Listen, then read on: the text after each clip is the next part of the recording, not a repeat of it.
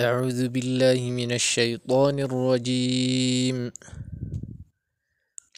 قل إن كانت لكم الدار الآخرة عند الله خالصة من دون الناس فتمنوا الموت إن كنتم صادقين، ولن يتمنوه أبدا بما قدمت أيديهم، والله عليم بالظالمين. ولتجدنهم أحرص الناس على حياة ومن الذين أشركوا يود أحدهم لو يعمر 1000 سنة وما هو بمزحزحه من العذاب أن يعمر، والله بصير بما يعملون. قل من كان عدوا لجبريل فإنه نزله على قلبك بإذن الله مصدقا لما بين يديه وهدى وبشرى للمؤمنين. من كان عدوا لله وملائكته ورسله وجبريل وميكال فإن الله عدو للكافرين.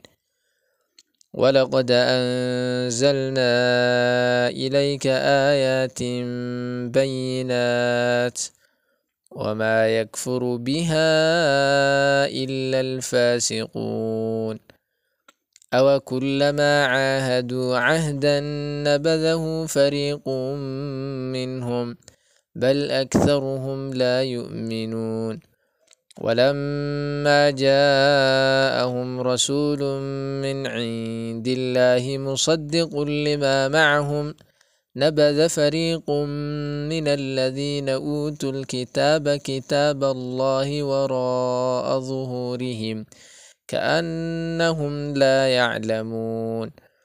واتبعوا ما تتلو الشياطين على ملك سليمان وما كفر سليمان ولكن الشياطين كفروا يعلمون الناس السحر وما أنزل على الملكين ببابل هاروت وماروت وما يعلمان من أحد حتى يقولا إنما نحن فتنة فلا تكفر، فيتعلمون منهما ما يفرقون به بين المرء وزوجه وما هم بضارين به من أحد إلا بإذن الله، ويتعلمون ما يضرهم ولا ينفعهم، ولقد علموا لمن اشتراه ما له في الآخرة من خلاق،